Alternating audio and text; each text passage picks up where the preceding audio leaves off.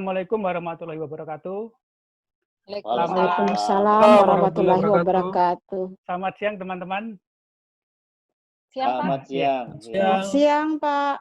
Mudah-mudahan kita selalu diberi kesehatan oleh Allah dalam keadaan apakah itu masa COVID, dan kita berharap masa ini segera berlalu. Dan saat ini kita memasuki masa yang baru dan tentunya semangat yang baru buat teman-teman UMKM. Hari ini kita akan membahas tema kedua.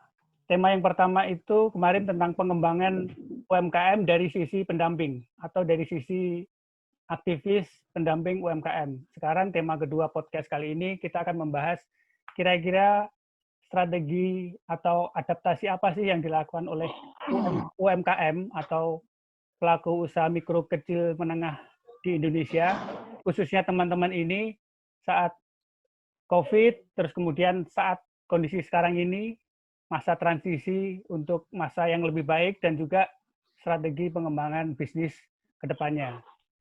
Itu tema hari ini, saya kira kita bisa memulai diskusi, tapi sebelum diskusi mungkin kita akan memperkenalkan diri ya masing-masing ya. Sebelumnya saya akan memperkenalkan diri. Saya Bastian, saya dari Perkumpulan untuk Peningkatan Usaha Kecil Bandung, aktivis di pemberdayaan UMKM, juga antusias fotografer dokumenter. Wah, itu saya, mantap. Pengalaman saya. Saya juga akan perkenalkan yang di bawah ada Pak Suratman. Pak Suratman ini tim dari Pupuk dan juga pengusaha dari Cirebon, khususnya kerajinan atau mebel berbahan baku rotan. Jadi beliau selain eksportir rotan, beliau juga membantu mendampingi teman-teman UMKM rotan di Cirebon dan sekitarnya. Pengalaman beliau juga mendampingi teman-teman bukan hanya di industri rotan, tapi juga di hulu, seperti di Kalimantan Tengah, Sulawesi Tengah, dan juga Aceh. Nah, yang paling cantik di atas sebelum Bu Ramlah itu ada Mbak Anissa. Mbak Anissa ini salah satu wirausaha baru yang berada di Tegal dan bergerak di bidang craft, kerajinan, terutama batik dan craft berbahan kayu. Beliau juga mitra pupuk dan juga pendamping UMKM juga, selain berbisnis juga mendampingi UMKM, khususnya teman-teman disabilitas di Tegal. Nah, ini saya memperkenalkan teman-teman dari UMKM di Jawa. Mungkin Pak Asdar bisa memperkenalkan teman-teman mitra pupuk juga di Makassar dan Sulawesi Selatan. Baik, terima kasih Mas Bastian, teman-teman Pak Suratman, Mbak Anissa. Jadi saya dengan Mas Bastian itu udah berkomitmen bahwa walaupun kita masa pandemi, kita tetap harus berbuat, berkolaborasi untuk bagaimana kegiatan pengembangan UMKM di Indonesia itu tetap berjalan. Nah, salah satunya kita coba buat podcast ini secara kolaborasi. Nah, saya bingung juga mau ngajak siapa. Kalau yang juga buka dulu, Bang. Ya, baik, Bu Ramla di ini dulu. Saya di Sulsel banyak juga teman-teman. Namun saya kali ini mengajak dua talenta di pengembangan UMKM. Salah satunya adalah ada Ibu Ramla. Ibu Ramla ini terkenal dengan Markisa Aurora. Jadi Markisa Aurora itu markisa yang pelopor untuk premium di Sulawesi Selatan. Saya selalu beli, Bu, produknya, Bu. Ya, alhamdulillah Pak, makasih. Sudah ada di mana-mana lah. Bahkan sudah nanti beliau akan cerita sendiri. Jadi Bu Ramla, kita udah sama-sama itu benar-benar mulai dari beliau berjuang di awal dan bersama-sama di Perkumpulan untuk Peningkatan Usaha Kecil di Project Rex itu. Alhamdulillah sekarang udah berkembang pesat. Yang kedua ada Irsad Sapar. Beliau ini aktivis khususnya kopi. Dia dari komunitas kopi Bawah Karaeng. Pengalaman beliau sudah mendampingi bahkan pegiat di Koperasi Akar Tani, kemudian Sentra Kopi Bantaing Banyorang, dan sekarang join di Tresfarm Indonesia. Jadi kami juga sebelumnya menyampaikan turut berbela-sungkawa kepada teman-teman kita di sekitaran pegunungan Bawah Karaeng, itu yang terkena dampak banjir dan banjir bandang kemarin lah.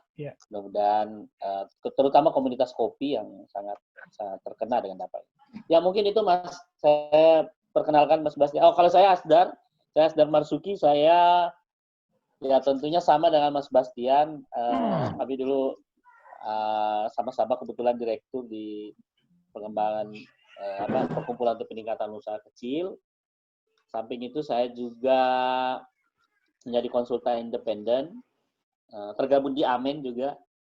Jadi kebetulan pakai bajunya nih, ASEAN Mentoring for Entrepreneurship.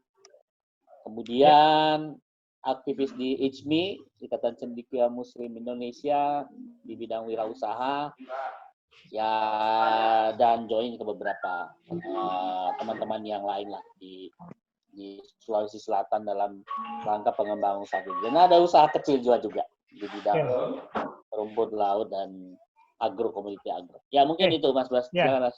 Terima kasih Bang Asdar. Sekali lagi terima kasih atas waktunya Pak Suratman, Ibu Ramlah, Bang Irsa, dan Mbak Anissa untuk diskusi lebih lanjut. Jadi kita ada 4 UMKM yang bergerak di bidang mebel, furniture, kemudian ada pangan olahan. Pangan olahan itu ada 2, Markisa dan juga kopi ya, agribisnis kopi. Kemudian satu lagi juga craft. Craft itu batik ya, handicraft dan juga kayu. Jadi kita mungkin akan bertanya dulu ke teman-teman pelaku, kira-kira selama masa COVID kemarin dan sekarang ini, kondisi saat ini, apa yang dilakukan oleh teman-teman? Kira-kira apakah terus melakukan produksi, fokus kepada penjualan saja, atau juga ada diversifikasi yang lain? Mungkin bisa dimulai Ibu Ramlah, kemudian Bang Irsad, kemudian Mbak Anissa, dan Pak Suratman. Mungkin bisa.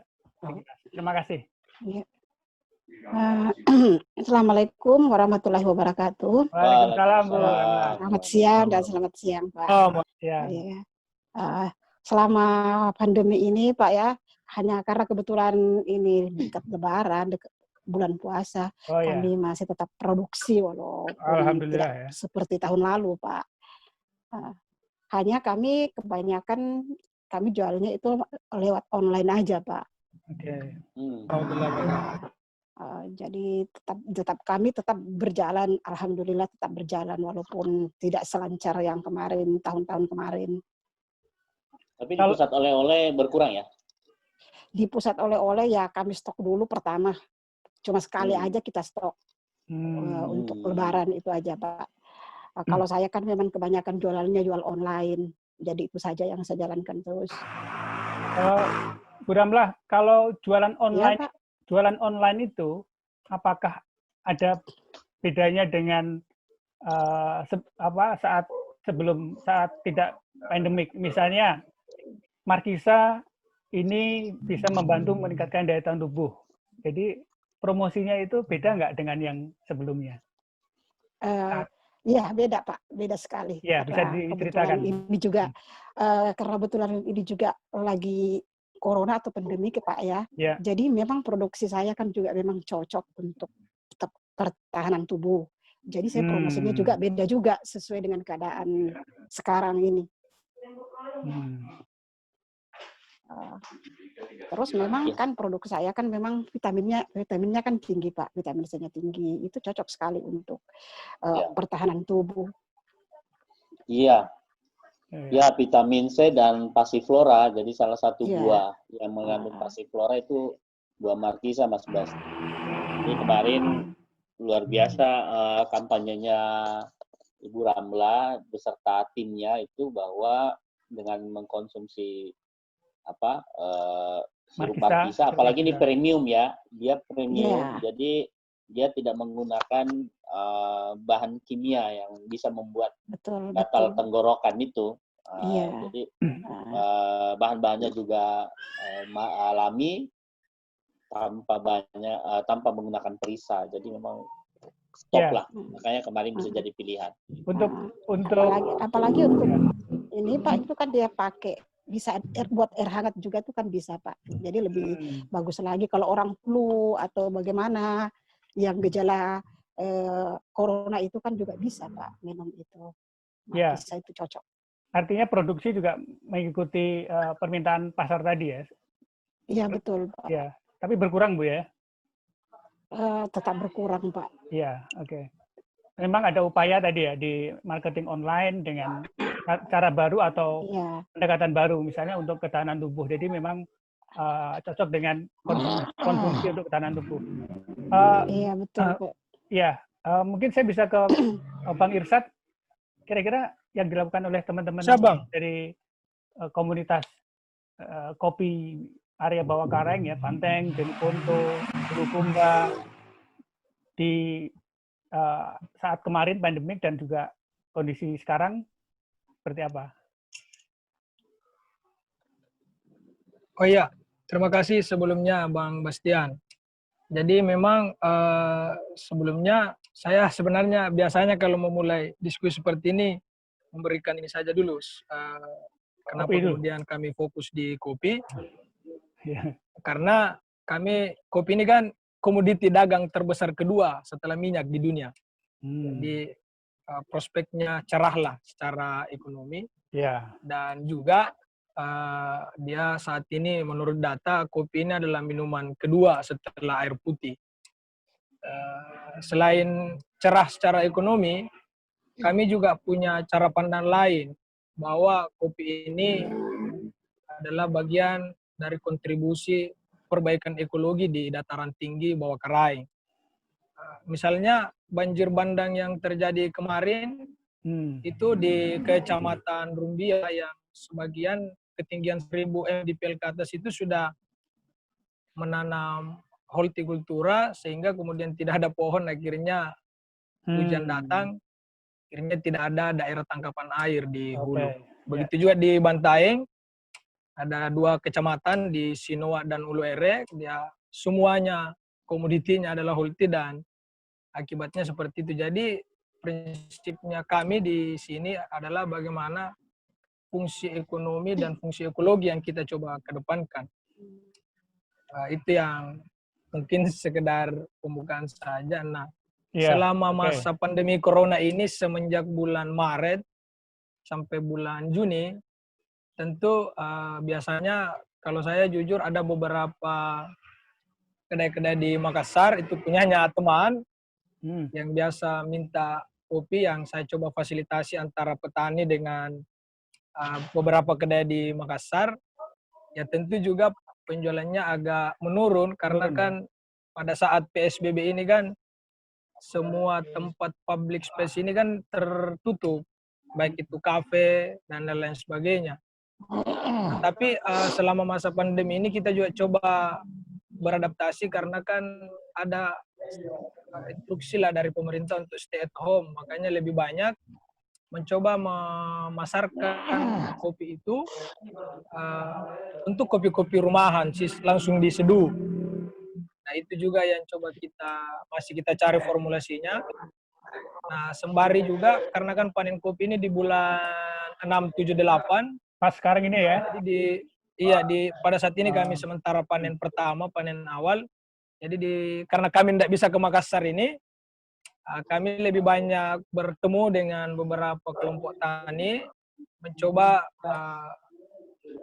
sama-sama berbincang lah bagaimana komoditi kopi ini bisa mensejahterakan baik itu dari tingkatan petani dan baik juga kita di tingkatan processing. Jadi lebih banyak ke desa, berdiskusi dengan petani untuk bagaimana kopinya ini bisa produktif. Karena kan petani kita di sini memang butuh edukasi yang sangat full ya, karena soal budidaya petani kita memang belum menerapkan GAP, Good Agriculture Practices, sehingga kopi-kopinya ini jenisnya saja biasa ada petani kurang paham dan lain-lain sebagainya. Jadi lebih banyak kalau dari sisi ininya lebih banyak mencoba berdiskusi dengan petani, kelompok tani memberi sama-sama mencari solusi soal bagaimana pertanian kopi yang baik dan berkelanjutan. Nah, untuk di segi pemasarannya kita lebih banyak menyasar kopi-kopi yang untuk diseduh di rumah karena statement stay at home tadi itu. Saya kira seperti itu sih Bang Bastian. Jadi model kemasan untuk kopi yang siap saji ya pasti yang sudah bubuk ya? Iya, biasanya sudah bubuk. Ya. Kalau penggemar memang belinya biji, gitu. Tapi banyak juga yang memang nggak punya alat giling sendiri, jadi itu yang harus mesin grindernya. Itu yang harus didayangan. Ya, memang ada upaya lapangan ya untuk edukasi tadi, dan khususnya sebenarnya produktivitas. Nah, ditambah lagi isu ekologi. Ini memang menjadi isu dunia gitu kan, bukan hanya tanaman kopi, tapi sebenarnya apapun komoditinya, ekonomi dan ekologi itu memang tidak bisa dipisah. Itu sudah terbukti. Climate change ya. Oke, terima kasih. Nanti kita lanjutkan. Kenapa? Ya, nanti kita lanjutkan. Mbak Anissa, kira-kira? Ya, Pak. Apa aktivitasnya? Selama pandemi COVID ya, Pak? Ya, dan awal-awal ya kemarin dan sekarang ya. Kalau pas kemarin itu kan ya memang pas awal-awal, waduh, apaan nih COVID, kayaknya kok seram gitu. Dan seram memang. Seram. Nggak bisa keluar-keluar, kemudian saya kan juga sebenarnya sedang mengkondisikan agar petik galeri itu bisa dikunjungi. Saya juga sudah berbenah cukup banyak merapikan tempat agar bisa menjadi salah satu destinasi kunjungan. Ternyata ada COVID gitu. Cukup mengecewakan. Nah, cuman ya istilahnya kalau bisa dibilang waktu itu saya situasinya agak kepepet gitu. Waduh, gimana lagi nih? Nah, cuman kan ini saya kan harus berjuang nih. Nggak bisa istilahnya nyerah gitu kan, nggak bisa. Nah, kemudian yang namanya untuk batik dan kayu. Kalau untuk batik sendiri itu kan saya pasti sebelumnya saya sudah ada rencana. Oh, ini setelah misal saya bikin, ini yang di belakang ini kan ada batik warna-warni. Nah, ini memang misal untuk saya sendiri untuk tahapannya itu bikin batik warna-warni, nanti bikin batik soga, nanti bikin batik yang istilahnya lebih ke klasik tapi yang lebih ke pesisir. Ini kan istilahnya kayak pemunculan produk-produk baru, ada semacam itu. Cuman karena COVID ini saya lebih kalau dulu itu kan lebih pengennya fokusnya itu ke kunjungan wisata, tapi karena unsur COVID ini kan saya nggak bisa berharap di situ karena kumpulan orang kan nggak bisa. Jadi saya strateginya itu produksi batik itu malah dimajukan, jadwal produksi batik malah dimajukan, desain batik malah dikencengin. Untuk promosi juga saya kencengin via medsos. Jadi desain. Karena apa? Karena gimana, Pak? Iya, desain deh sekarang. Iya, desain, lebih ke desain. Dan akhirnya untuk pelanggan-pelanggan lokal juga saya mengandalkan medsos untuk bisa berkomunikasi dengan mereka. Karena mereka aja mau ke galeri aja, padahal jaraknya nggak sampai 1 kilo, cuma beberapa ratus meter dari galeri aja nggak bisa datang. Gitu. Sampai segitunya itu gara-gara COVID. Ya, alhamdulillah, waktu kemarin COVID ini, istilahnya bisa lah melalui dengan walaupun berbeda ya ini kondisinya ya maksudnya ini bisa melalui dengan gitu. Baik gitu. Tetap ada pesanan, tetap ya ada, maksudnya lumayan lah untuk batik. Dan itu karena ya itu desainnya saya istilahnya kencengin untuk ini kan sudah lepas dari COVID nih. Ya nggak lepas banget, istilahnya new normal. Ini harapan baru, cuman kan istilahnya nggak boleh lengah gitu ya, kayaknya kayaknya lebih enak nggak, saya istilahnya tetap ngencengin apa istilahnya dari segi desain, dari warna kayak gitu, saya tetap mencoba hal-hal yang baru. Kalau kemarin mungkin warnanya terlalu bright, ini saya mencoba ini latarnya nanti saya gelapin, itu nanti lagi beda lagi. Warnanya juga saya berusaha untuk berbeda terus gitu. Itu dari sisi warna itu tadi melalui ya, proses riset nggak? Riset pasar nggak? Oh, iya, sekarang ini milenial sukanya bright, sukanya yang vintage atau seperti apa? Kalau ini sih saya lebih ke arah wis nekat aja lah, apa yang yang penting gini, patokan saya yang penting warnanya itu bagus dan nggak norak gitu. Yang penting warnanya bagus nggak norak. Untuk pewarnaan kan ada dua tahapan. Yang pertama pewarnaan motif, yang kedua pewarnaan latar. Itu aja saat pewarnaan motif saya nggak ngerti. Nanti latarnya mau dibikin apa saya nggak ngerti. Yang penting warna motifnya dijadiin dulu, nanti selanjutnya warna latarnya nanti saya mikir. Dan melalui proses itu bisa. Kalau tadinya saya berpikir hingga 10 hari untuk memikirkan warna latar, kalau sekarang sudah jauh lebih cepat. Gitu. Itu hanya untuk urusan warna. Desain juga beda-beda gitu, Pak. Oke, jadi masa kemarin dan sekarang juga masih develop new market juga, kira-kira desainnya seperti apa yang dibutuhkan oleh tadi, kira-kira market yang baru, itu juga apakah by riset tipis-tipis atau juga by feelingnya Anissa yang memang milenial ya, jadi sudah memposisikan diri sebagai milenial gitu ya. Iya, Pak. Jadi awalnya yang namanya batik Tegal itu kan pasti basicnya itu klasik, cuman kan saya juga melihat ada semacam celah pasar kalau orang itu pengennya itu ya pengen by custom, pengen yang lebih muda, kemudian pengen yang fun, dan untuk fun yang unsur fun ini kan nggak bisa diterima oleh pelanggan yang penyuka batik klasik. Jadi ya saya harus bermain di banyak banyak segmen gitu. Saya harus bikin batik klasik, bikin batik fun juga. Untuk bikin batik-batik yang lucu itu aja juga saya merasa butuh perjuangan yang besar, karena ketika saya kan tes pasar dulu ya, tes pasar nanya ke teman-teman ini kayaknya bagus enggak, dan mereka itu ketawa gitu. Ya, Jadi tes pasar. Saya mau nanya nih, Bas. Saya sih nekat aja wis tak bikin wae gitu.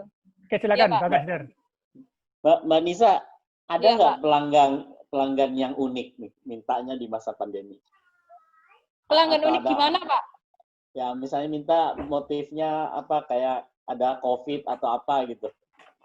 Oh iya.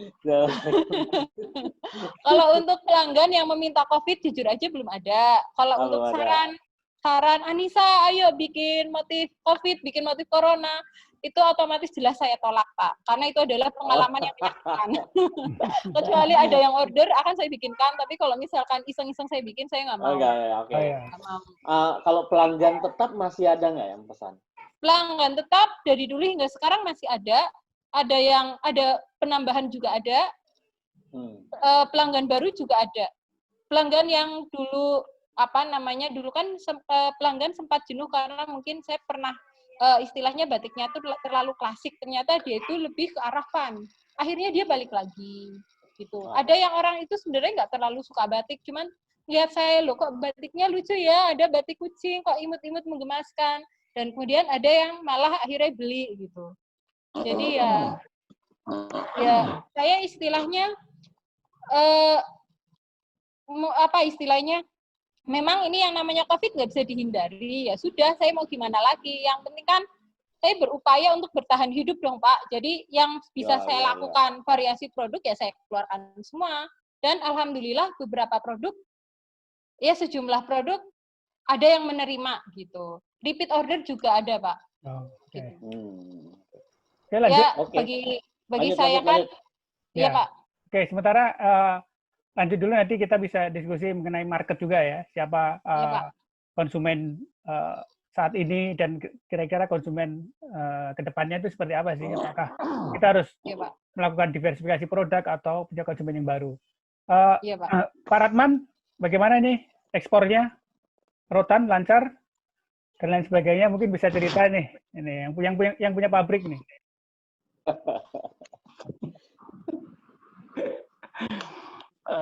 Saya tuh mulai Januari. Bahkan saya tuh nggak pernah mengenal namanya corona karena memang saya jarang nonton TV. Mantap. Saya Januari. Apa? Nontonnya nonton. Oke, mau nonton. Jadi saya pas Januari saya bikin Euro trip ya. Saya visit beberapa customer, kemudian sama seperti yang dulu kita difasilitasi oleh Pupuk tuh Pak, di yang di Jerman tuh. Di Jerman ya. Colin Mes. Ya. Nah, saya juga sempat ketemu dengan beberapa desainer. Memang pada saat pertengahan Januari tidak terasa, tidak pernah digarap mengenai bahwa ada ancaman virus nggak pernah ada. Bahkan memang pada saat itu rame dan saya optimis pasarnya itu bagus gitu ya.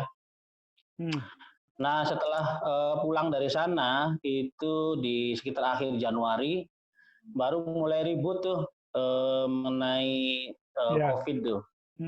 Dan memang pada akhirnya sedikitnya punya dampak ya. Tapi khusus untuk saya sendiri, beberapa customernya yang beli ke saya itu kan dia basicnya sudah online Pak. Jadi saya hanya bisa tahu, ada juga saya yang sudah punya toko, dia kurang kuat di online-nya, memang ada sedikit pelambatan dalam bentuk pending, seharusnya dia kirim, dia pending dia. Tapi khusus yang basicnya marketnya itu dia online, dia nggak ada masalah. Bahkan di tengah isu yang lain bahwa order itu di pending, kita tetap bisa kirim. Dan nggak pernah ada masalah itu untuk yang basicnya sudah online sih. Yang masalah memang yang customernya itu dia basicnya itu offline. Karena mau nggak mau di negara tujuan sana kan ditutup gitu Pak. Yeah. Sementara online-nya belum kuat. Online itu retailer ya? Retailer ya Pak Ratman? Iya, retailer.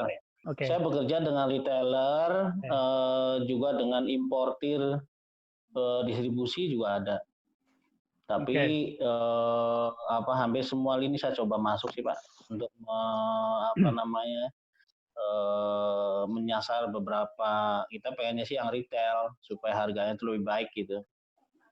Ya jadi memang segmen bayarnya Pak Ratman produk rotannya kan memang yang retailer yang punya lebih banyak kepada market itu. Karena memang mengejar margin ya dibandingkan yang offline tadi. Harga lebih bagus kalau di retailer kan kita menghindari beberapa pemain tengah ya, akhirnya harganya juga pasti lebih baik lah Pak, lebih kompetitif. Bahkan kita tuh lebih ada bukan saving, artinya kita punya sedikit tabungan untuk develop lebih banyak, kemudian kita bisa visit customer dan pameran itu slotnya ada gitu. Tapi kalau misalnya dari pemain tengah agak sulit juga Pak. Itu market lokal ada nggak Pak Ratman yang produk retailer? Saya itu ngembangin lokal tapi gagal terus Pak. Jadi memang ke ekspor ya? Spesialis ekspor Om. Oke ya, mantap. Lokalnya saya belum ada dan saya pengen coba dan beberapa kali coba itu kurang berhasil ya. Kurang berhasil Pak. Oke. Saya coba terapkan juga pengetahuan saya mengenai pasar online dan kebetulan di Indonesia ini masih punya sisi kelemahan terkait masalah harga kurir yang tidak kompetitif. Kadang-kadang saya dapetin saya jual porsi itu lebih mahal ongkosnya. Bahkan saya punya customer di Manado, Pak, di Manado. Yeah. Itu ya memang ongkosnya itu lebih mahal daripada harga barang itu sendiri. Setuju. Potensinya bagus. Oke. Yang paling tepat kalau untuk di lokal saya harus buka kantong-kantong ya, buka offline gitu. Harus kerjasama lah dengan teman-teman kayak nih teman binanya Pak Asdar nih. Ayo mana yang berminat buka toko furnitur itu mungkin bisa terjadi. Kalau sampai hari ini untuk develop pasar lokal online masih berat. Jadi saya masih ekspor aja dulu. Mungkin sedikit saya tambahin. Barangkali mungkin tahun depan Indonesia bisa lebih baik infrastrukturnya, sehingga biaya pengiriman itu jadi lebih murah gitu. Iya. Oke, Pak Mas, mungkin saya tambahin sedikit. Permasalahan ini sebenarnya udah terjadi bertahun-tahun dan kayaknya terbiarkan. Misalnya mengirim barang dari barat ke timur, itu mahal banget. Jadi logistik cost itu sesuatu gitu. Misalnya contoh aja dari Sulawesi, dari Makassar, itu kalau kirim ke Cina sampai ke Korea, itu mungkin kenanya sekitar Rp500 per kilo lah. Tapi kalau kirim ke timur, Maluku, Papua, gitu, betul. itu 2.000-an, 2.000-an rupiah per kilo gitu. Nah ini juga misalnya kayak kita kirim ke Jawa, misalnya dari Makassar ke Jawa dalam bentuk barang ini, ya bahan baku misalnya kan di Jawa diproses, itu mahal tapi masih terjangkau. Tapi Jawa masuk ke Sulsel, Mas Fatman, itu mahal 2 kali lipat gitu. Padahal mestinya kan tripnya sama, ya kan? Kapal yang sama, atau kontainer yang sama. Nah ini kan tidak pernah terpikirkan. Kita kirim dari Sulawesi ke Medan, itu jangka waktunya, nyampenya lama banget. Ya, dibanding kita ngirim ke Filipina, ke Cina, ke Korea, atau ke Jepang. Dan biayanya 2 kali lipat. Nah ini pemerintah mestinya harus membaca ini. Jadi supaya numbuhin pasar lokal, ya bagaimana logistik cost itu bisa kompetitif. Ya, betul. Ya, sebenarnya di tengah-tengah euforia atau pola distribusi online atau perdagangan online yang baru ini kan sebenarnya biaya distribusi untuk produk itu kan harusnya bisa mengikuti kan sebenarnya. Nah, ini yang sebenarnya kurang didukung khususnya untuk suprastruktur yang ada di Indonesia Timur. Memang gap-nya di situ gitu. Memang gap-nya di situ. Jadi di tengah-tengah masyarakat atau pelaku UMKM ingin meningkatkan penjualan produk yang melalui online, ya untuk luar Jawa, khususnya Indonesia Timur itu masih belum visible ya sebenarnya. Jadi ya mudah-mudahan ini bisa disikapi oleh jasa distribution, logistik dan lain sebagainya. Ini sama halnya dengan program kita pupuk yang di Papua. Jadi kita mendampingi teman-teman pengusaha garment, pakaian jadi. Yang mereka butuhkan adalah kain, logistik, bahan baku. Semuanya dari Jawa. Nah, biaya transport, biaya logistik di sana luar biasa, gitu kan. Pakai pesawat, pakai kapal, maupun mungkin yang lainnya jika ada titip, gitu ya. Jasa titip juga sama-sama tinggi, sehingga mempengaruhi harga jual. Nah, itu memang masih menjadi pemikiran atau development pricing-nya oleh teman-teman. Bagaimana sih menyikapi tadi distribusi? Oh, misalnya ternyata nggak perlu beli bahan baku dari Jawa atau Surabaya, tapi melalui Makassar gitu misalnya. Itu kita masih mencari pola seperti itu gitu. Untuk bikin stok, inventory stok bahan baku untuk sekian lama, misalnya 3-6 bulan. Itu kan juga perlu perencanaan yang baik. Karena belum tentu misalnya kita beli stok untuk 6 bulan, buyer atau konsumen butuh misalnya warna kain atau jenis kain yang seperti ini. Itu tantangan teman-teman gitu.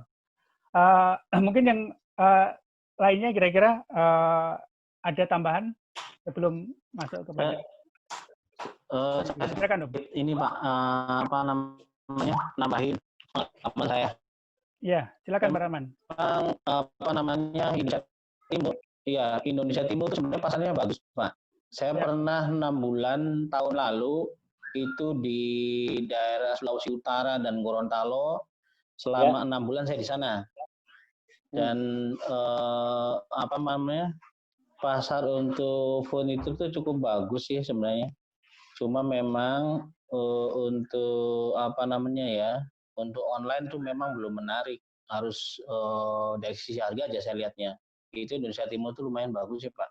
Iya. Harganya dibanding di Jawa gitu. Tinggi. Dan ya tinggi, cukup tinggi. Cuma memang ada kendala juga di furnitur berbasis rotan itu masih dibilang cukup mahal dibanding kompetisi yang lainnya kan ada kayu, kemudian ada plastik yang dari Cina itu kan juga jadi di furnitur yang berbahan baku rotan. Tapi paling nggak dari yang sudah terjual itu lumayan bagus sih. Kayak misalkan saya lihat tuh yang buat di motor Mio itu di sini kan di sana bisa sampai hampir saya lihat harganya itu bisa 5 kalinya. Bisa untuk 5 ini, kalinya harga di Cirebon. Kursi. Untuk apanya Om? Kursi kecil anak. Kursi anak. Yang di motor Mio tuh. Ya, ya. Ya di Manado itu harganya bisa 5 kalinya. Di harga Cirebon. Ya memang harus sepertinya kerjasama dengan istilahnya apa ya, pedagang atau distribution unit di sana gitu. Tadi saya mau nanya ke Ibu Ramlah, Bu, kalau penjualan online-nya itu di wilayah mana aja, sampai ke area mana saja, di Sulawesi Selatan kah atau sampai ke wilayah Sulawesi, Jawa dan lain sebagainya? Oh iya, alhamdulillah Pak, kalau jualan online-nya itu bisa sampai keluar Sulawesi, ke Jawa, Kalimantan. Itu biasanya melalui Google itu kan ada Pak. Dan kalau ini biasanya itu sebelum pandemi itu kan orang-orang hotel itu sering ambil melalui Google, pesan melalui Google, Grab, Gojek. Itu semua mereka pesan melalui itu. Jadi alhamdulillah dengan ada penjualan online itu sangat membantu sekali, karena memang saya jualannya online yang lebih banyak Pak. Oke. Kalau Bu Ramlah seperti apa ya? Tadi kan ada Google. Apakah pasang iklan juga di media-media tadi seperti mungkin Facebook, Google?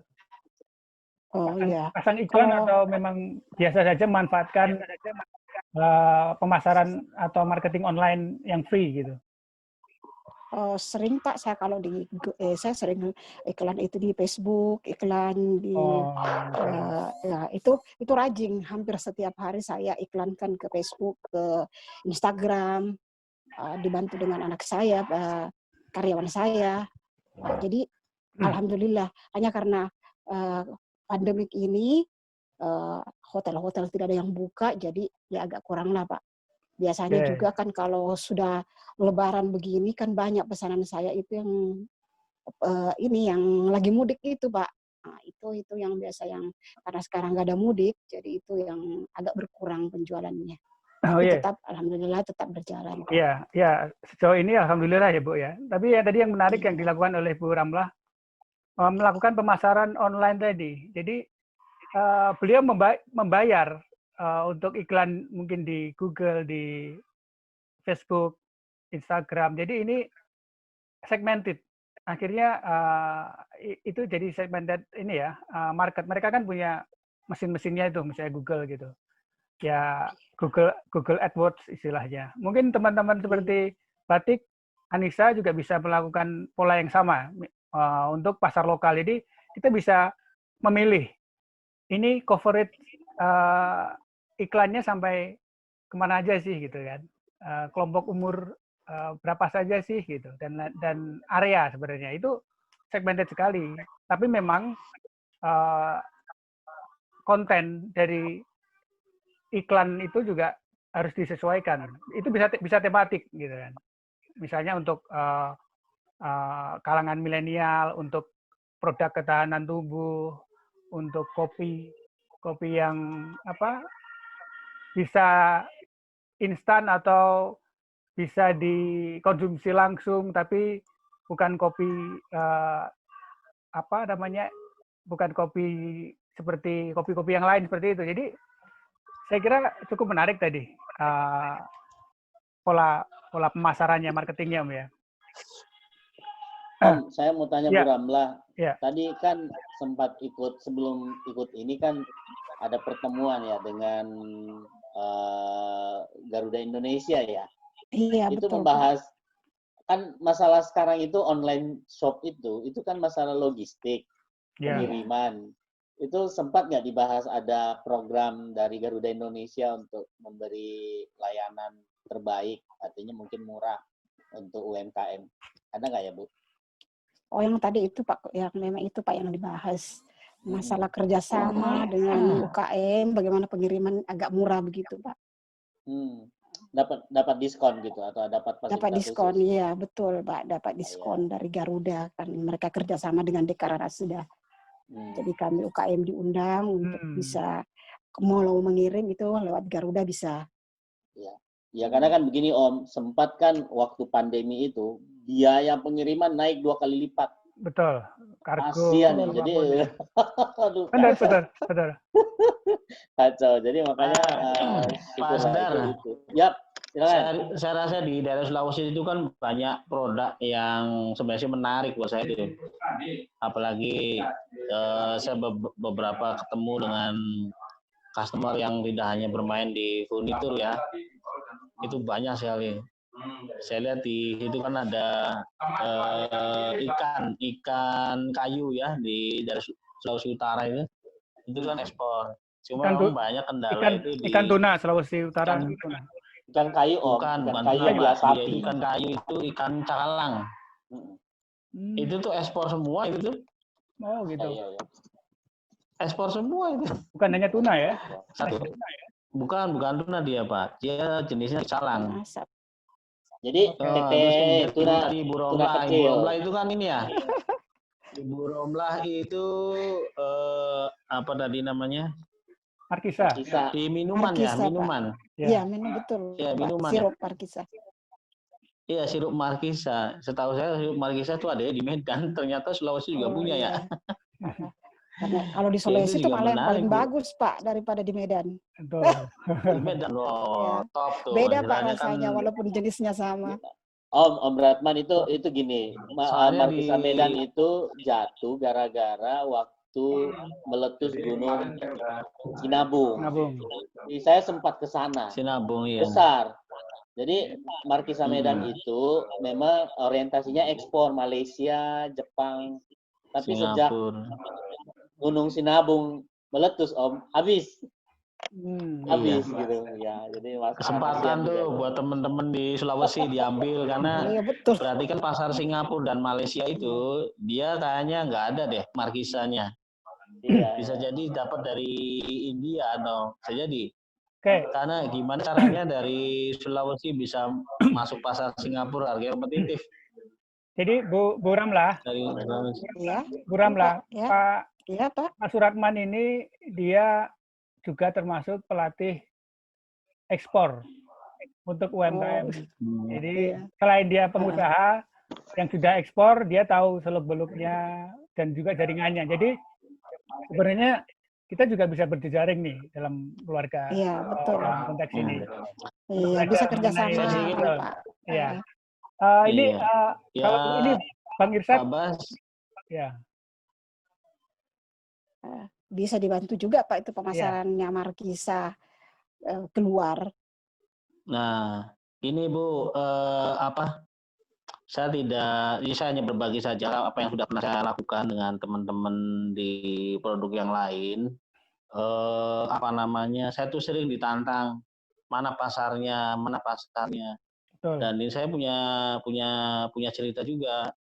Ketika pasar itu sudah kita dapatkan, ternyata masalahnya itu diproduksi. Kasusnya ibu di minuman itu terjadi di Cirebon. Di kita tuh waktu ada kunjungan yang dari Belanda itu, siapa ya? Saya lupa ya. Saya ada dari Kadin Belanda itu datang ke saya, dia minta produk UMKM yang ada di Cirebon. Saya bahwa itu kerajinan rotan, kemudian hasil laut itu dalam bentuk kupas daging rajungan atau kepiting. Salah satunya itu minuman yang terbuat dari mangga. Oh ya. Dan ketika mangga itu ada namanya apa, pure ya, pure gitu. Dan ketika diberikan akses semua pelatihan apa segala ada, ternyata produksinya ketika dia dapat kontrak dia nggak mampu. Keinginan untuk ekspornya rata-rata UMKM itu tinggi. Tapi khusus untuk menyiapkan supply biasanya belum siap. Karena kalau sudah larinya ekspor, permintaannya itu tinggi banget. Kayak contoh gini Pak, kasusnya mangga. Saya dulu pernah mangga tuh. Ya, betul, mangga. Mangga itu permintaan Singapura itu 40 ton seminggu. 40 ton seminggu. Bisa juga bertahap. Kalau misalkan bisa bertahap juga sebenarnya kan? Bisa bertahap mulai dari 2 ton. Iya. Tapi itu tuh untuk bisnis kalau nilainya kecil menarik Pak. Kalau misalnya 2 ton seminggu sih buat apa? Di sana juga satu toko aja mungkin minta lebih dari itu. Gitu. Iya. Dan itu kan difasilitasi oleh Kadin Singapura pada saat itu ketika dapat kontrak 40 ya alhamdulillah balik lagi ke Indonesia bahannya nggak ada. Jadi memang itu tuh kayak apa ya? Kayak nanya apa ya? Kayak telur mana ayam. Orang produksi bilang pasar mana, orang pasar bilang produksi mana. Ya, jadi memang seperti diskusi podcast pertama, peran pendamping UKM, mungkin dari LSM lokal atau juga pemerintah terkait ya, itu sebenarnya ya penting dalam konteks untuk memenuhi supply and demand tadi gitu. Jadi memang ini apa namanya satu PR juga yang memang masih terus berlanjut ya, Master ya. Jadi kemarin kita diskusi itu business environment-nya bukan hanya pelaku UMKM-nya tapi lembaga pendukung juga gitu. Mungkin ada masukan juga dari Bang Irsyad atau Mbak Anissa terkait dengan rencana strategi jualan atau bisnis ke depan seperti apa sih? Jadi kita harus memandang secara optimis gitu. Silakan Bang Irsyad atau Anissa coba.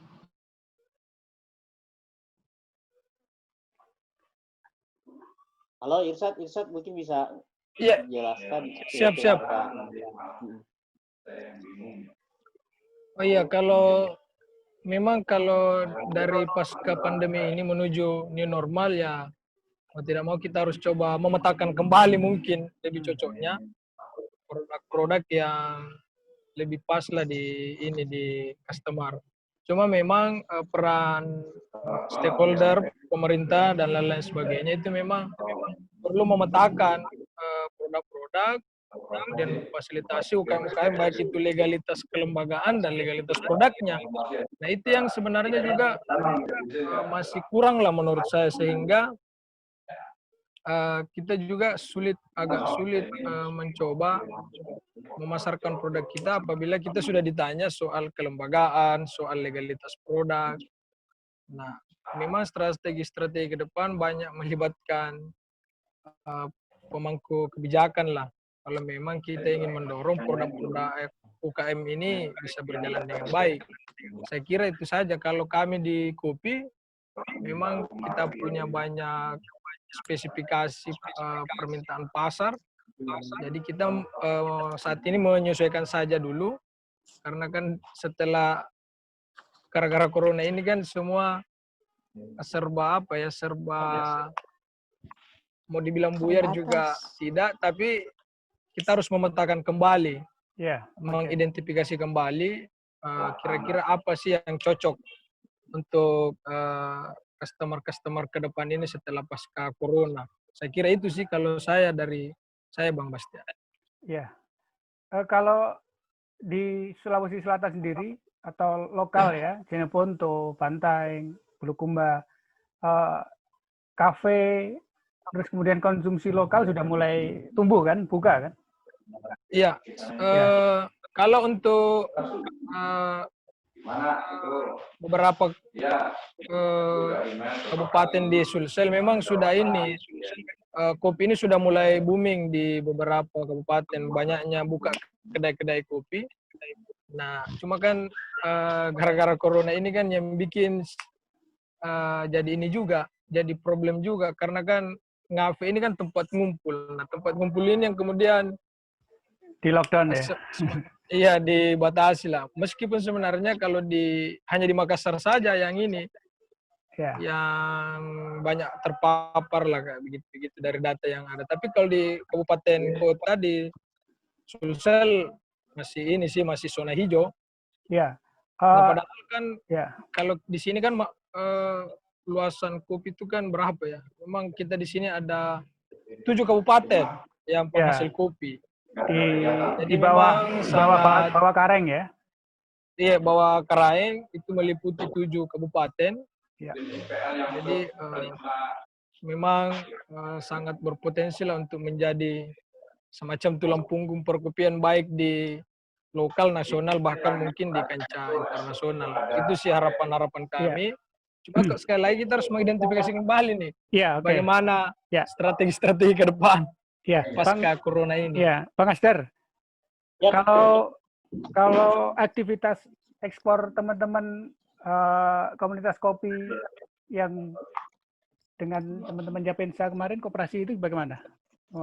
Masih berlanjut atau memang ya pasti berkurang ya? Sampai hari ini untuk kopi ya, yang setahu saya teman-teman ya, nggak tahu yang perusahaan gede itu belum ada yang ekspor.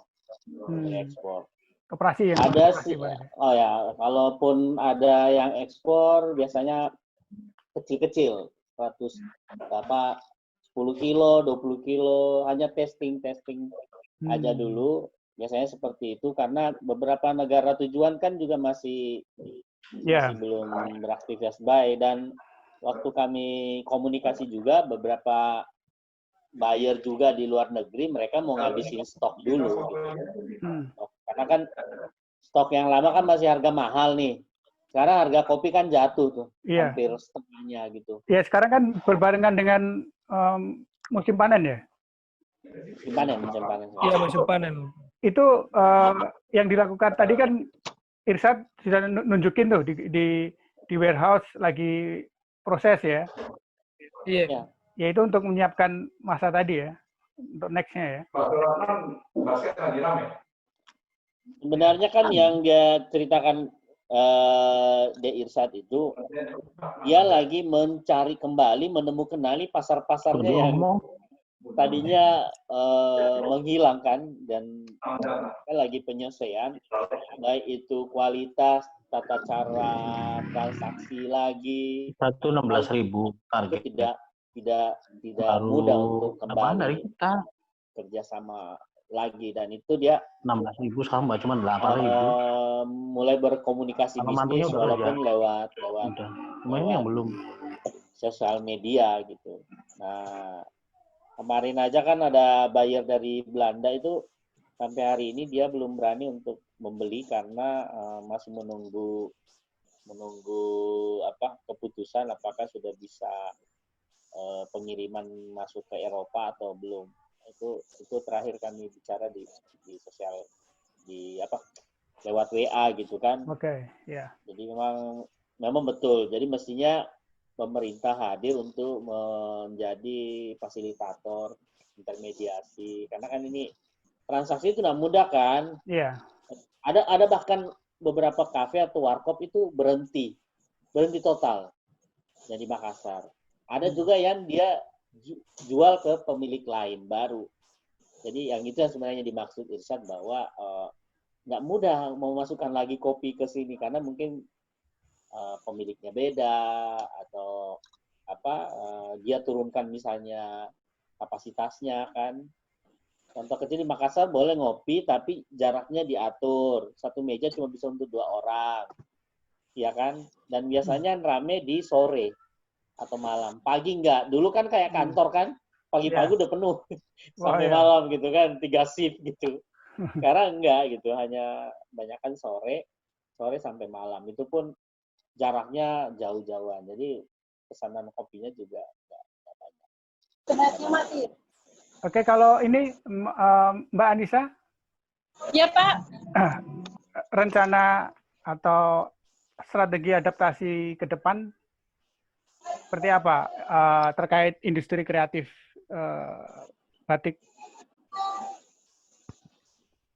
Sebentar Pak, saya sambung dengan HP. Nah, untuk strategi ke depan itu, Pak, istilahnya jadwal-jadwal yang harusnya itu misal masih 1 bulan atau 2 bulan lagi, akhirnya saya majukan, gitu Pak. Kalau untuk saya kayak gitu, dan kemudian apa istilahnya ya, dia lebih untuk produksi berusaha lebih efektif gitu Pak, jangan ada pemborosan seperti itu. Kalau untuk saat ini, pokoknya yang kira-kira bisa lakukan, bergerak terus aja gitu Pak. Ya. Kedengeran Pak? Ya, oke. Inovasi dari sisi pemasaran atau marketing, apa yang dilakukan oleh teman-teman Petik Galeri? Kalau untuk inovasi pemasaran, saya masih mengandalkan soft selling. Jadi saya nggak, untuk yang berjualan itu kan ada akun jualan sendiri namanya Apsara. Tapi untuk akun Facebook saya sendiri itu sebenarnya soft sellingnya saya. Jadi saya bersosialisasi di media sosial, juga mempromosikan prestasi dan produk-produk Petik Galeri, Pak. Begitu. Oke. Kalau untuk yang saya lakukan sekarang, kemudian untuk menambah pemasukan yang harusnya ada, kemudian kan untuk mengganti pemasukan yang hilang, itu saya istilahnya sedang berusaha mencari pemasukan lain, misalkan kayak semacam ikutan tender, semacam itu Pak. Tapi yang ikutan tender bukan saya, cuman saya ngikut kawan, saya masuk aja gitu. Saya berusaha seperti itu. Kalau untuk ini rencana strategi kunjungan wisata ke galeri petik, terus kemudian integrasi dengan paket yang lainnya seperti apa? Kalau dulu itu kan ada di wisata batik ya Pak ya, cuman karena COVID akhirnya yang tadinya mau di Vulkan itu satu kecamatan gitu kan akhirnya nggak jadi. Nah, ini saya berharap di new normal ini saya bisa melakukan kegiatan itu lagi, cuman mungkin saya harus mempelajari lagi protokol COVID-nya Pak, karena kan di situ satu ruangan dibatasi, harus ada beberapa penyesuaian, itu yang masih saya pelajari Pak. Gitu. Ya. Mungkin jadi semua juga menambahkan satu aspek protokol terhadap kesehatan sebenarnya, kebersihan dan kesehatan itu. Bila ada tamu yang datang, tentu saja saya perbolehkan, cuman kan saya selalu ngasih pengertian, tolong duduknya jangan deket-deketan. Untuk saat ini tolong jangan salaman dulu. Seperti itu, Pak. Itu yang bisa saya lakukan. Ya, oke. Terima kasih. Mungkin Pak Asdar bisa menambahkan sebelum next. Sebelum next pertanyaan ininya ya. Mbak Nisa, gini, saya kemarin 3 hari yang lalu diundang satu orang pemilik sebuah galeri. Ya. Namanya Makassar Night di Makassar. Saya sempat datang ke rumahnya karena sama. Jadi ketika Saman ini kan ya nggak ada jualan baju dan sebagainya yang bisa terjual. Kemarin aja waktu Lebaran hampir sedikit gitu. Dia juga ikut jualan masker dan sebagainya. Alhamdulillah bagus dengan segmentasi tertentu. Tapi ada menarik karena dia punya karyawan juga dan dia punya fasilitas infrastruktur untuk mendesain ya. Dia kan mendesain baju, mendesain karakter dan sebagainya di ininya. Dia itu jual ke luar negeri. Jadi dia masuk ke komunitas Jadi di sana itu untuk membuat pernak-pernik, apalagi namanya untuk gelas, misalnya yang ada logo macam-macam, itu lagi tren di luar. Mobil, stiker dan sebagainya. Nah, dia memberikan jasa desain.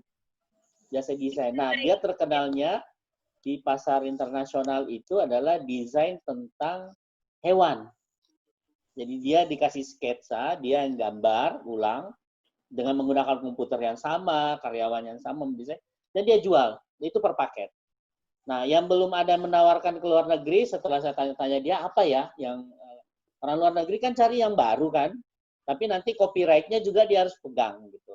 Jadi kita bisa jual antara, kalau nggak salah kemarin, per desain itu antara 200 sampai 400 US dollar. Itu per desain. Bagus sekali prospek. Itu untuk bertahan hidup.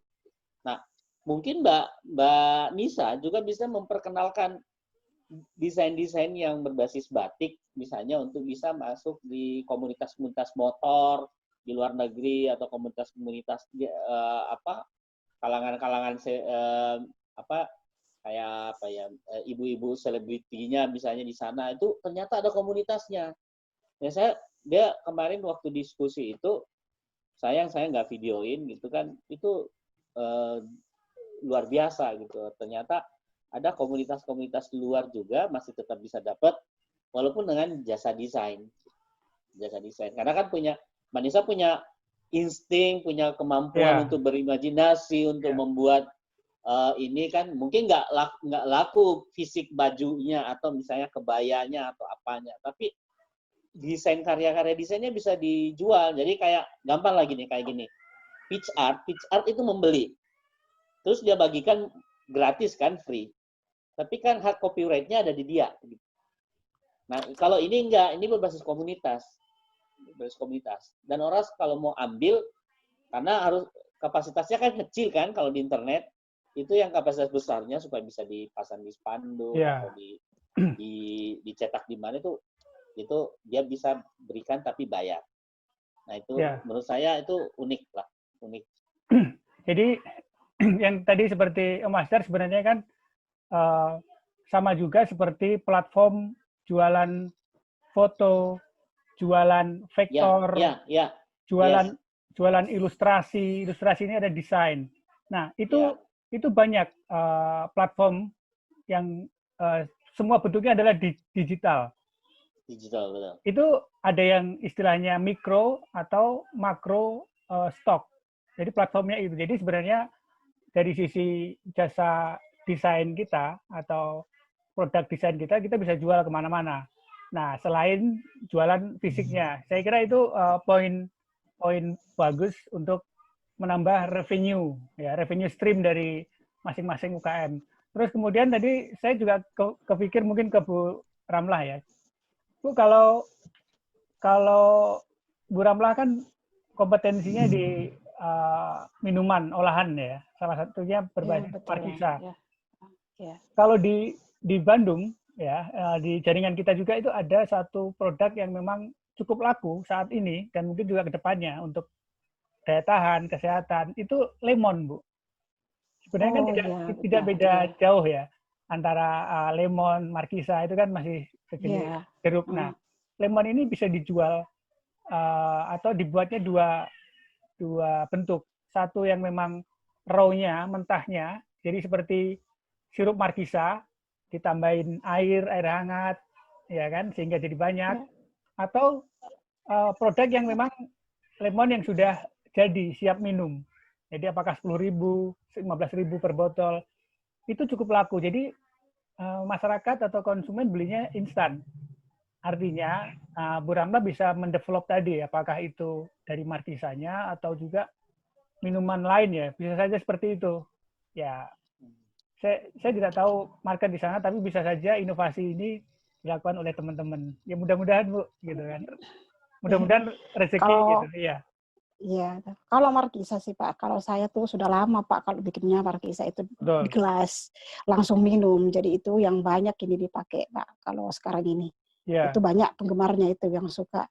Iya, apalagi Lebaran ini kemarin pesanan Markisa yang langsung minum itu yang gelas itu banyak Pak, banyak sekali. Alhamdulillah.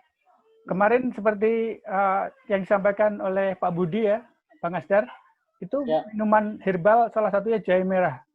Wah itu luar biasa Bu, sangat laku di Makassar. Iya betul, betul ya? Pak. Ya, jadi memang inovasinya hanya kalau ya kalau saya sih masih karena masih fokus dengan Markisa, masih banyak yang bisa saya kembangkan dari Markisa. Jadi saya fokus dulu dengan itu Pak. Mungkin kedepannya lagi ya bisa cari yang lain lagi. Ya bisa betul Bu. Apalagi kalau Markisa saya kan itu memang sekarang kan Markisa saya kan sudah pakai rumput laut juga Pak, yang memang satu-satunya di Makassar yang pakai dikombinasikan dengan rumput laut. Gizi dari vitamin C-nya juga itu kan bagus untuk kesehatan. Ya. Pak Asdar, Pak Supratman, mic-nya. Itu kemarin yang diajarin juga sama Pak Asdar. Iya. Memang Bu Ramla itu kan sebenarnya punya kendala yang sampai sekarang juga belum terpecahkan karena kan itu berbicara musiman ya, bahan bakunya itu. Bahan bakunya itu memang fluktuatif. Jadi saya setuju. Dulu kita pernah ada buyer dari Filipina berbasis ekspor, memang langsung harus jumlah banyak. Jadi waktu itu minta kalau nggak salah itu 40.000. Sama ya Pak Asdar kendalanya. 4.800 karton. 4.800 karton. 4.800 karton. Satu karton itu sekitar 24 yang kecil. Nah itu ya tentu Bu Ramla kewalahan lah hal itu. Artinya memang tidak mudah pasar ekspor. Kecuali untuk dalam bentuk jumlah sedikit-sedikit, beliau udah kadang ada mengirim ke Tawau ya, ke Malaysia. Memang baru Ramla nanti mungkin pelan-pelan kuncinya di Bu Ramla harus berkolaborasi atau berjejaring dengan produsen Markisa yang lain, penyamaan kualitas baru bisa ditawarkan secara langsung, misalnya mungkin melalui Ban Ratman yang punya akses channel ke Eropa misalnya. Itu bisa saja. Kalau misalnya nanti yang misalnya butuh untuk mitra di Sulawesi, insya Allah deh siap nanti diskusi di luar podcast ini untuk masalah pemasaran kerajinan itu. Karena memang juga Ji sekarang kalau masuk ke rumah orang semua berbasis plastik semua. Ya, kayak nggak ada seninya gitu kan. Jadi mungkin perlu sentuhan seni kerajinan dari sebenarnya sih gini Pak Asdar, kalau memang biasanya kita tuh kalau untuk ekspor bicaranya itu kapasitas. Tapi sebenarnya untuk pasar lokal juga punya potensi. Tapi harus disikapi mengenai model pembayaran. Maka yang paling bagus itu sebenarnya pasarnya retail. Jadi kita nggak usah jadi distributor yang bayarannya nanti kayak misalkan di supermarket kan lama tuh pembayaran. Nah itu sebenarnya bukan pasar yang baik itu tuh. Iya, pasar yang bagus itu lebih baik perkuat di online-nya karena bahkan mereka itu kan menitipkan uang dulu sebelum kirim. Betul. Itu tuh. Saya lihat Indonesia itu sebenarnya lebih menjanjikan pasarnya tuh. Jumlah manusianya udah 300 juta. Siapa 300 juta, setengahnya aja orang minum Markisa. Udah kewalahan, jangan mikirin ekspor dah. Untuk lokalnya juga udah kewalahan itu tuh. Cuma saya lihat yang punya masing-masing punya kelemahan. Kalau untuk ekspor pasti kaitan dengan komitmen atau suplai pengiriman yang jumlahnya skalanya besar. Pembayarannya pasti. Jadi nggak usah khawatir. Nah sebenarnya pasar lokal juga pengalaman saya pribadi itu lemahnya pembayaran. Maka itu kalau kita bekerja sama atau mencari pasarnya itu distributor. Tapi kalau pasarnya itu retail, dia lebih menjanjikan sebenarnya. Lebih menjanjikan itu tuh. Jadi, yang penting yang target sasaran pasarnya itu adalah end user atau customer langsung. Itu malah lebih menarik daripada ekspor sebenarnya. Betul. Jadi gini, terima kasih Pak Ratman dan teman-teman. Sebenarnya kita bisa mengambil beberapa poin ya dari podcast atau diskusi ini. Kalau kita kembali ke bisnis model atau model bisnis kanvas, gitu kan, kita bisa melihat aspek dari customer atau konsumen. Jadi kita bisa mendefinisikan kembali atau kira-kira melihat kembali siapa saja sih channel konsumen kita. Apakah konsumen kita sekarang yang existing harus kita perkuat atau juga kita perlu melihat konsumen-konsumen yang lain, yang baru. Tadi disampaikan juga terkait dengan konsumen, ada konsumen retail, gitu kan, yang memang cukup banyak. Bahkan banyak ini di domestik ya, di Indonesia. Itu cukup banyak.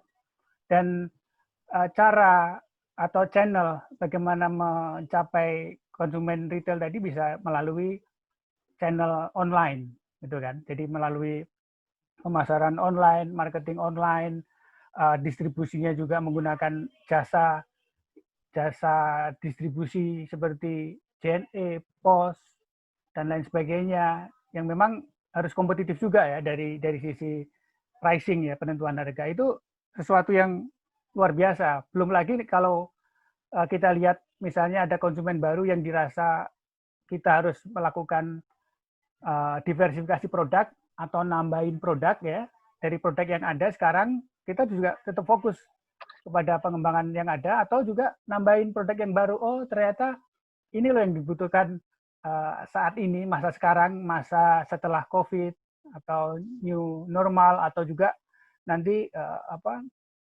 perkembangan ke depannya.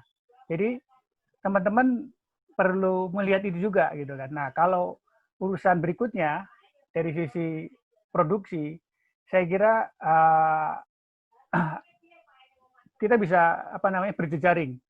Tidak selalu misalnya tadi kebutuhan yang produk yang cukup banyak bisa disuplai sendiri, tapi juga ternyata community base seperti kopi ya, Bang Irsyad tadi, dia punya banyak petani, dia punya banyak unit-unit pengolahan kecil. Nah, bisa di pool atau kerjasamanya bisa dikelola misalnya oleh trading house. Trading house kalau di Makassar mungkin ada namanya posko ya, posko UMKM seperti itu. Jadi cukup banyak modal, tapi memang jadi UMKM tidak bisa berjalan sendiri.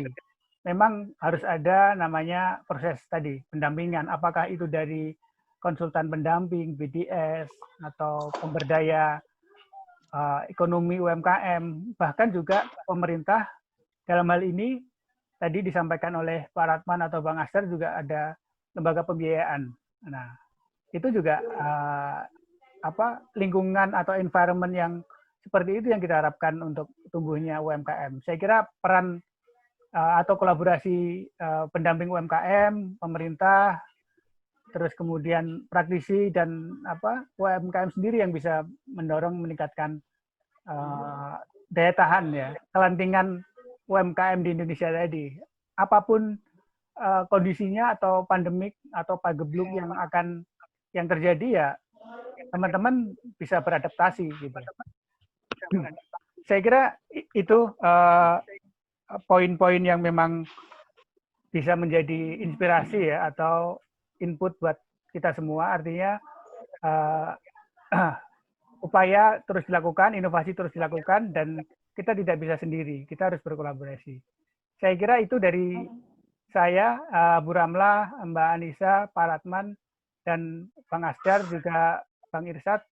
Mudah-mudahan kita bisa follow up dan berjejaring pasca podcast ini, dan saya berharap kita semua bisa berdaya saing ya. Terima kasih. Amin. Itu dari saya dan juga mewakili Pak Asdar ya, Pak Asdar ya. Mudah-mudahan kita bisa bertemu di podcast berikutnya, dan ini akan disiarkan atau akan di-upload di YouTube.